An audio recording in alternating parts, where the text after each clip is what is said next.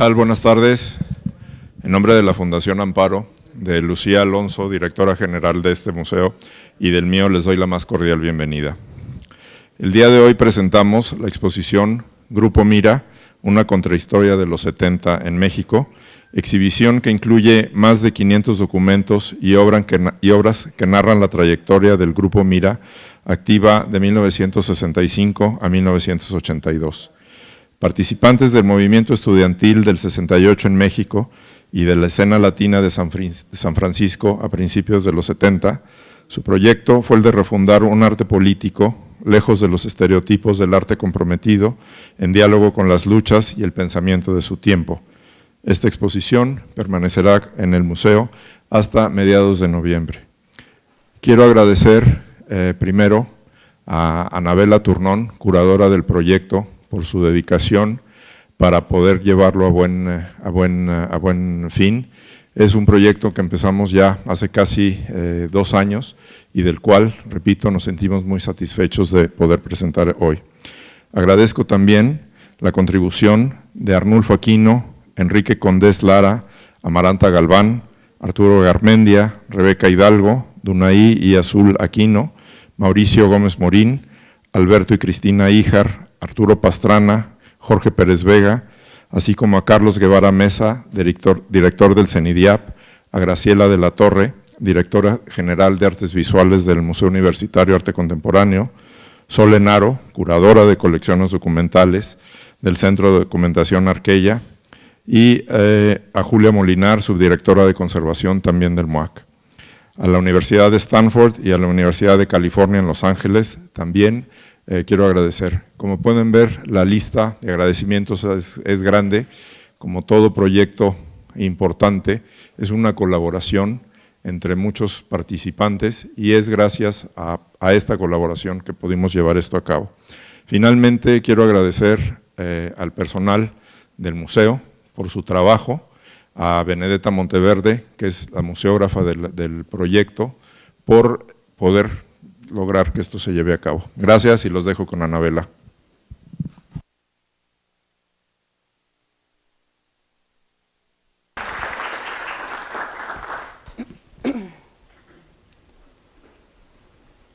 A ver cómo funciona.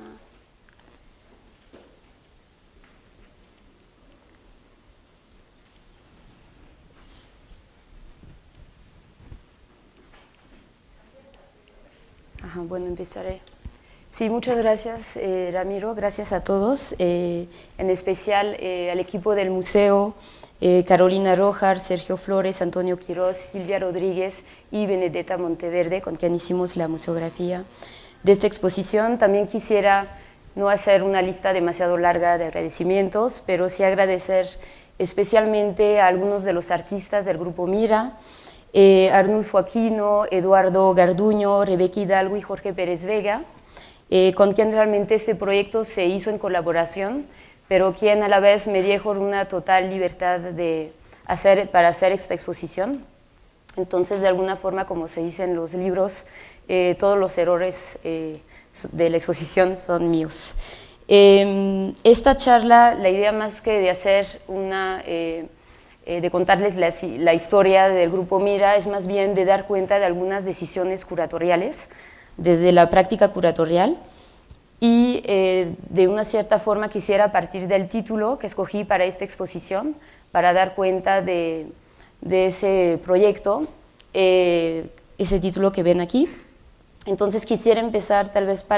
con la noción de contrahistoria.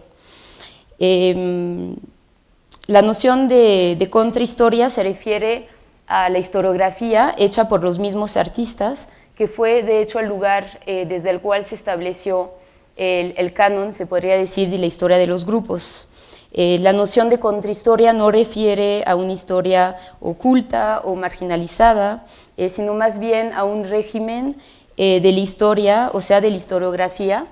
en el cual la historia no se hace desde el poder, desde la soberanía, sino más bien desde los sujetos del poder, y se podría decir de alguna forma desde la derrota.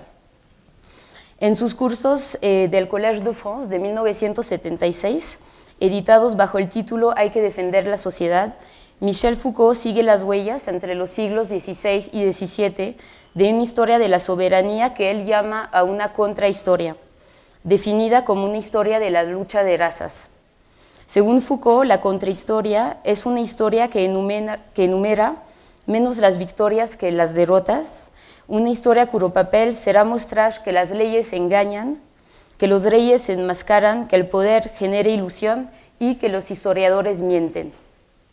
La contrahistoria consiste, entonces, en reportar sobre el plano de la escritura la guerra social que se libra en la sociedad por otros medios. En el caso de los grupos, esta contrahistoria se puede entender de diversas maneras, desde una historia de la izquierda, aunque fuera la izquierda oficial,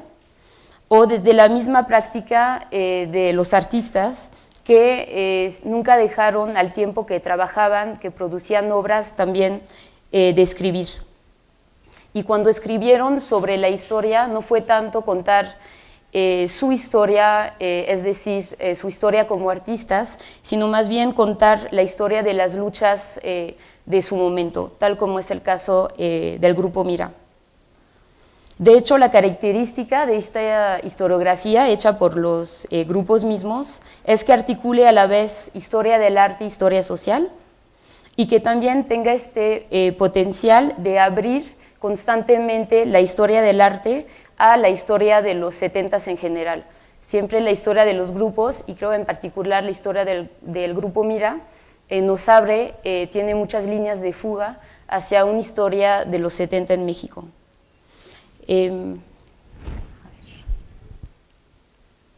Tengo que hacer así, ¿verdad?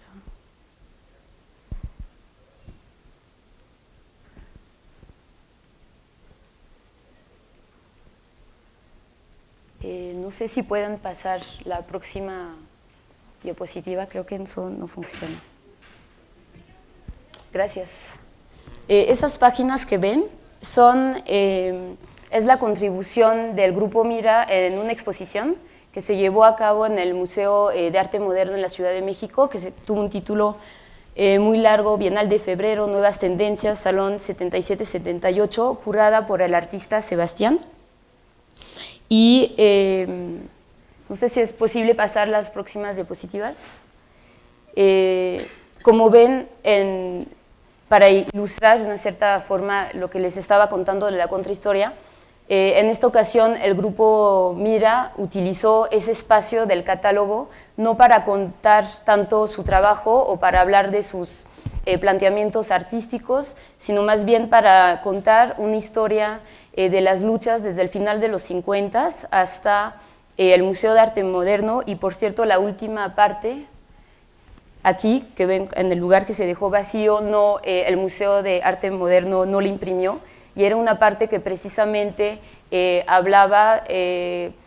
una forma de crítica institucional de las relaciones del poder entre los artistas, la sociedad y el Museo de Arte Moderno. Quisiera también aclarar que utilizando el término de contrahistoria, no me refiero a la idea de otra historia del arte. Aunque algunas líneas de partida ideológica sigan vigentes, creo que a mi generación ya no nos toca argumentar en favor de una incorporación de la historia de los grupos en la historia del arte en México o en Latinoamérica o en la historia global. Creo que esto lo hizo muy bien la exposición hace ya 10 años, La Era de la Discrepancia, Arte y Cultura Visual en México, que como ustedes saben tuvo lugar en el MUCA, en la UNAM. Más bien lo que tal vez considero que a nuestra generación nos toca es de interrogar sobre precisamente qué hacer con esta contrahistoria, con este relato colectivo de los artistas,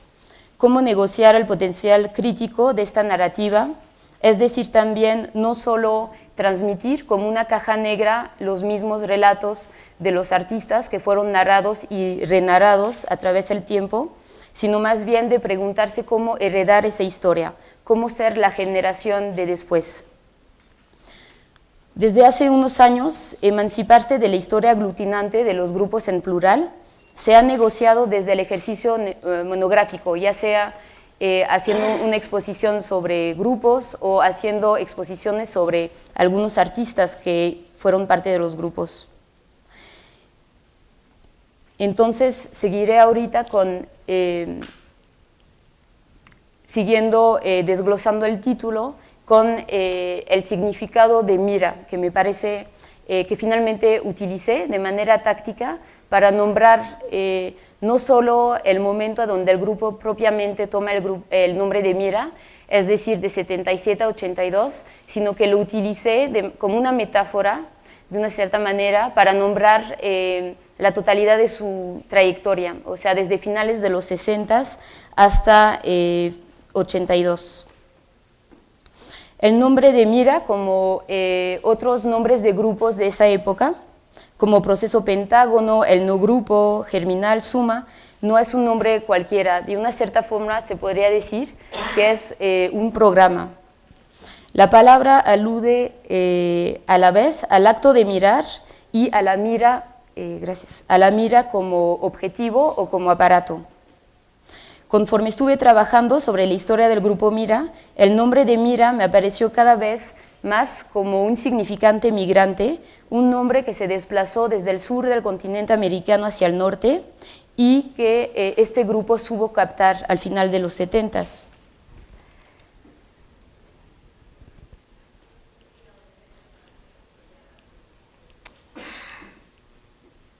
Les muestro aquí un cartel que hizo Arnulfo Aquino, participante del grupo Mira, en 75, en apoyo, después del golpe de Estado en Chile,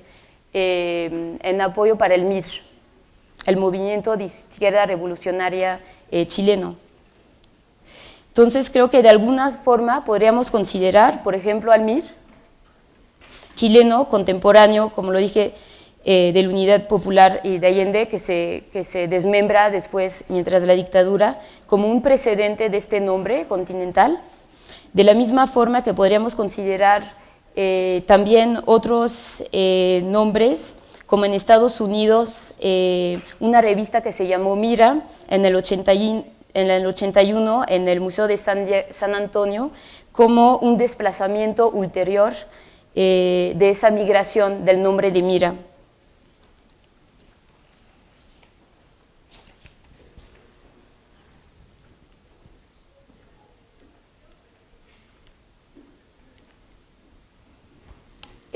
Los que les estoy enseñando es el logo que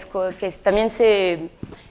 creó en el 77, al mismo tiempo que el nombre de Mira, y quisiera decir algunas cosas sobre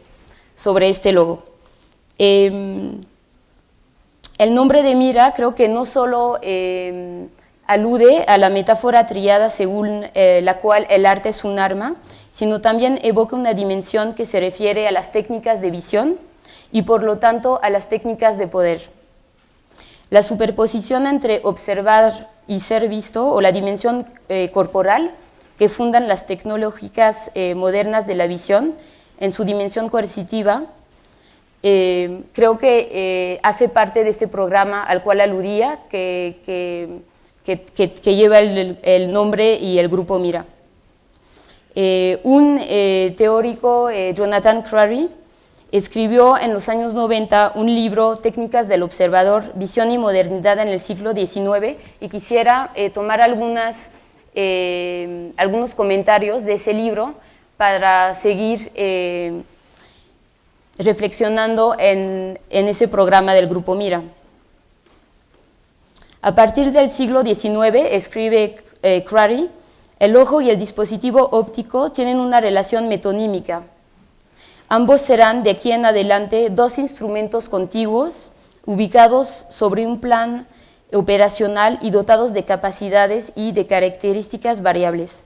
Dicho de otro modo, el ojo y el aparato, a partir precisamente del siglo XIX, ya no son un espejo el uno del otro, como lo eran cuando la cámara oscura era como la metáfora de lo que era el hecho de ver, sino que funcionan a la par. Son interdependientes y a la vez son parte de un mismo dispositivo. El logotipo de Mira, en el que se superponen una mira y una huella digital, es una representación condensada de esta condición moderna de la visión. Lo que se superpone no es entonces la mira y la mirada, sino el mirar, la mira y el sujeto observante o mirando.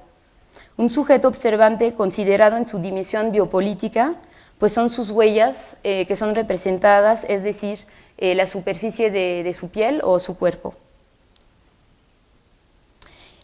Cabe notar que si el grupo toma el nombre de Mira en el 77, de hecho la iconografía de la Mira está presente desde antes en su trabajo. Aquí les enseño, de hecho es la portada de la tercera edición del libro Gráfica del 68, que el grupo Mira editó en 89, pero la primera edición fue 82, y se puede ver precisamente un volante a donde está representada la Mira, o aquí les muestro un original que se hizo en 73, cuando los artistas estaban en la Escuela Popular de Arte en Puebla. Es un original para una impresión multilit que realizó Jorge Pérez Vega, y ya ven ahí toda la, digamos, la anuencia de esa iconografía de la Mira, ¿no? El ojo, la huella y el apunte.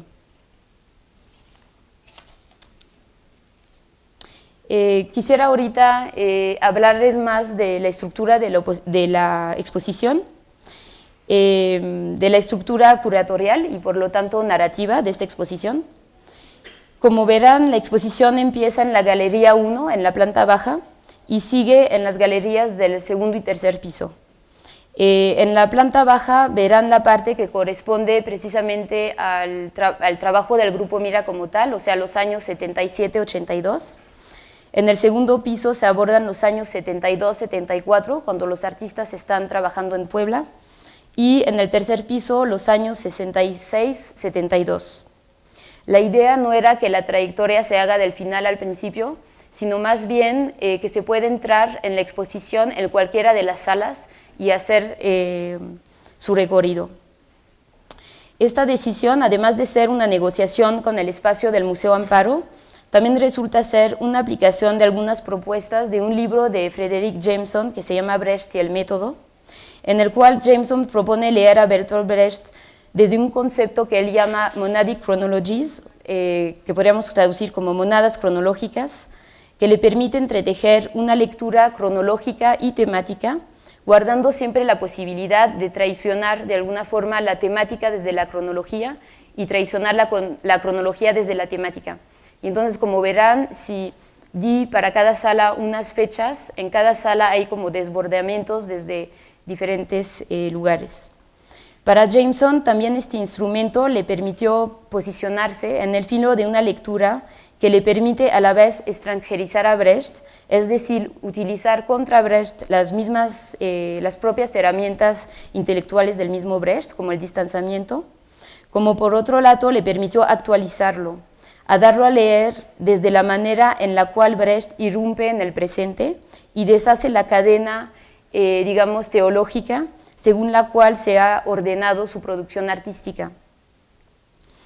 Para regresar al Grupo Mira, cada sala fue entonces concebida como una suerte de mónada cronológica, con indicaciones de cronología y de temática, que permitieron plantear las preguntas que se trabajaban en cada sala, asegurando a la vez a cada núcleo una cierta autonomía y tratando de evitar de ver cada época como un antecedente de lo que va siguiendo, sino ver cada época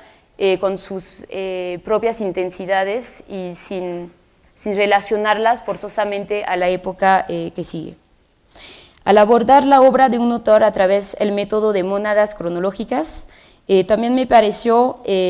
una buena manera de evitar las trampas, de alguna manera, del formato monográfico, a las cuales aludí empezando. Aunque más de 50 años de muerte, resurrección y retorno del autor nos hayan vacunado acerca del esquema narrativo de la vida y muerte, la monografía sigue siendo un formato a la vez útil y por lo demás complejo, sobre todo cuando el autor es un grupo. Parafraseando una frase célebre, se podrían decir como cada integrante del grupo era varios, en total ya eran muchos. En efecto, un grupo de artistas es estructuralmente un autor en crisis. Nada fuga al autor más que un grupo, tanto a nivel de sus participantes como de sus lugares de actividad o de sus fechas de acción que continuamente interrogan el centro e incluso la unidad de un tal sujeto. Por eso la decisión de recorrer su trayectoria por núcleos temáticos cronológicos, que más que, como ya lo dije, que más que articularse en una línea de tiempo,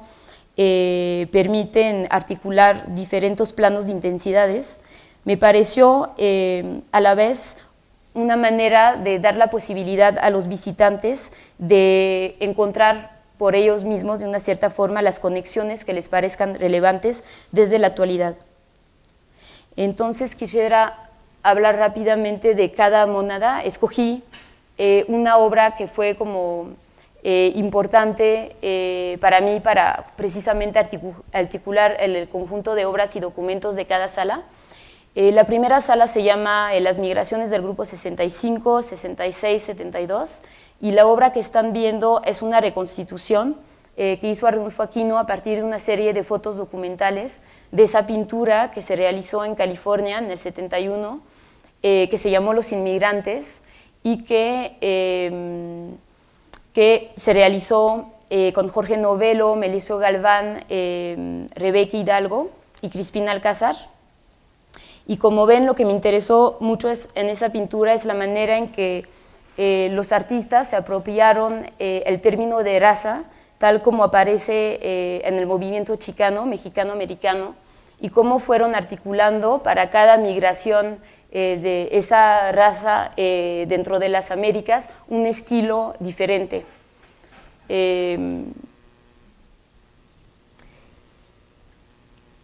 La segunda sala se llama Gráfica a la hora del crimen político, 72-74, y es la sala que es dedicada a los años de trabajo de los artistas en Puebla, primero como parte del Departamento de Difusión Cultural de la Universidad Autónoma de Puebla, y luego como fundadores con otros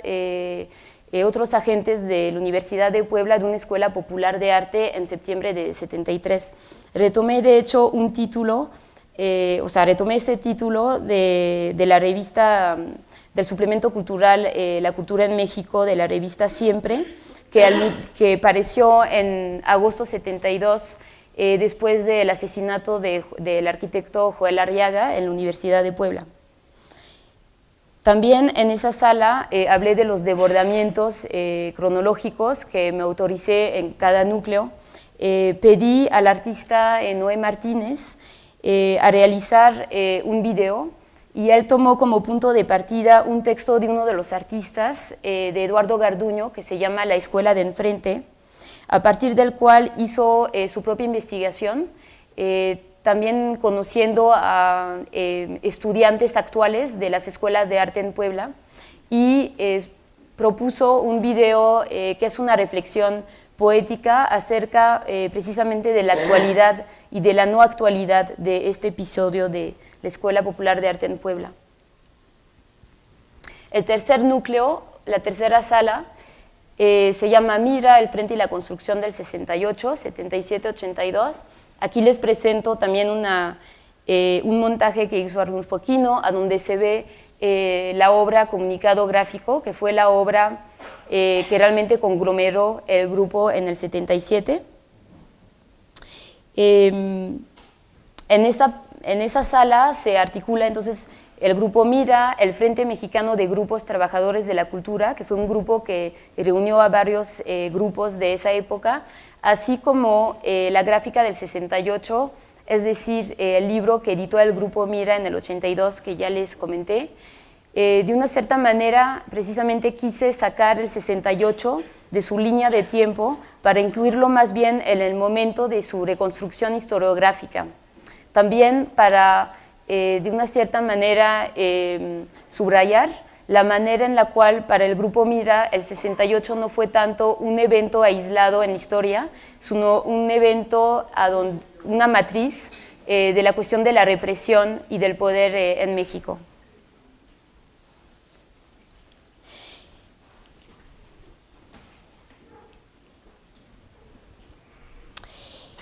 Mi propia posición de investigadora extranjera, como a veces me dicen en México, favoreció también un acercamiento hacia esa historia del grupo Mira, que no sea arraigada a la cuestión de un arte mexicano, sino tratar siempre de poner en diálogo la obra del Grupo Mira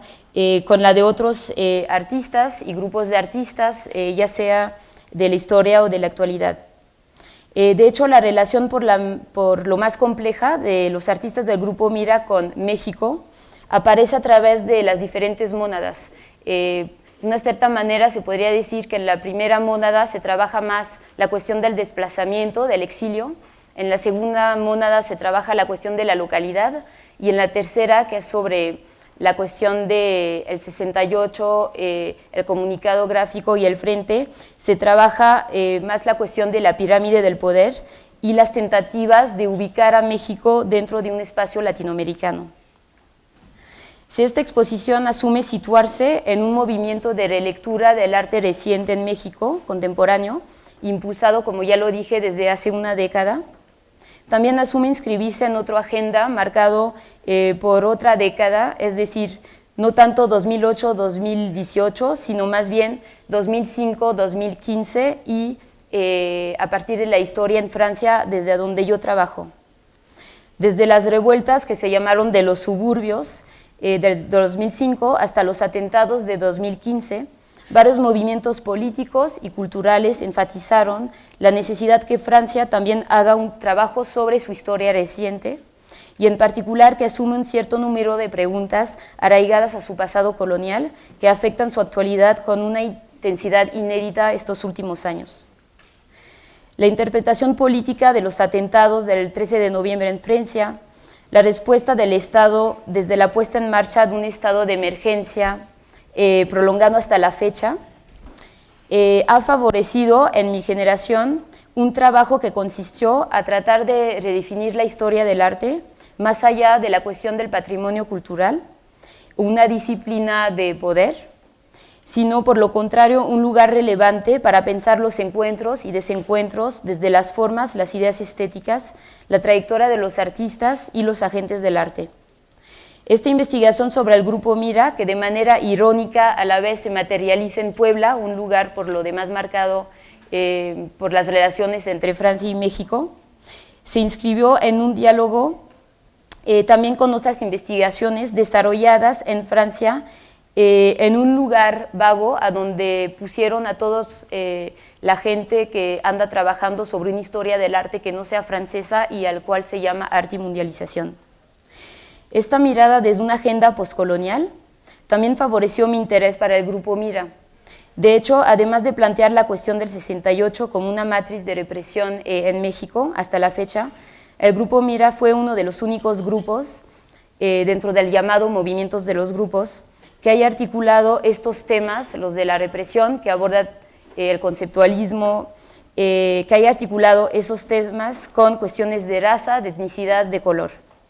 Esas preguntas saltan obviamente con más agudeza en la sala que se llama Migraciones del Grupo 65, a donde les mostré el mural Los Inmigrantes. Pero también en otras obras de los artistas, por ejemplo, como esa obra de Melesio Galván del 79, que se llama Pedro Infante o Los Tres Huastecos. Si se ha lamentado la falta de acercamientos feministas en la historiografía de los grupos, también la falta de cruces entre las problemáticas de la represión abordadas por el conceptualismo desde sus puntos de partida ideológicos y las cuestiones de género, color y clase quedan pendientes por investigar. Como ustedes verán, la trayectoria del Grupo Mira, tal como se planteó en esa exposición, desde lo plástico, también ofrece una reflexión sobre un movimiento del color al blanco y negro y del blanco y negro al color, que queda como una pregunta abierta al final de esta exposición. Gracias por su atención.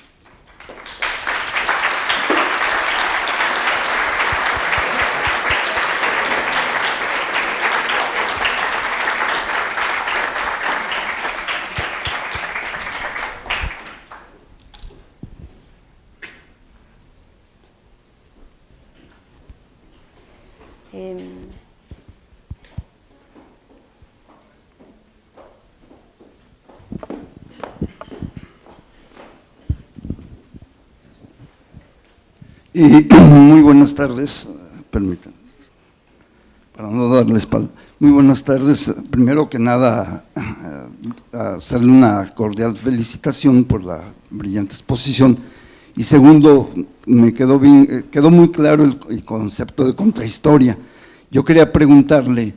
si las expresiones, los testimonios del movimiento 68 transformados en literatura, como La noche de Tlatelolco de Elena Poniatowska, Los símbolos transparentes de Gonzalo Martre y otras muchas publicaciones, así como un documental muy interesante, que es un video que está en internet, que se llama 6 de julio, también pueden considerarse dentro de la categoría de contrahistoria o forman parte de la contracultura, o se integran esos dos conceptos. Gracias. Creo que usted seguramente tiene la respuesta a esa pregunta, pero sí, la cuestión, como lo dije, de contrahistoria es más un planteamiento historiográfico, ¿no? O sea, la cuestión de la contracultura y la contrahistoria son dos cosas, me parecen bastante diferentes. Lo que podría decir tal vez son algunos comentarios sobre ese libro que edita el Grupo Mira en el 82, La gráfica del 68, y efectivamente el libro de Elena Poniatowska realmente generó un modelo que luego se retomó desde precisamente esta idea de una historia de los vencidos, reactivando algunos esquemas narrativos que se utilizaron para los testimonios de la conquista, y creo que de alguna manera, no sé si los artistas estarían de acuerdo, pero el libro La gráfica del 68 se podría ver como una suerte de adaptación también para la imagen del libro de Elena Poniatowska, en el sentido, aunque tenga una estructura diferente y aunque también el tipo de material que se edita en la gráfica del 68, los volantes, etcétera, el aspecto anónimo también de esos testimonios visuales, tal vez se podrían comparar con el collage que hizo Elena Poniatowska en su libro.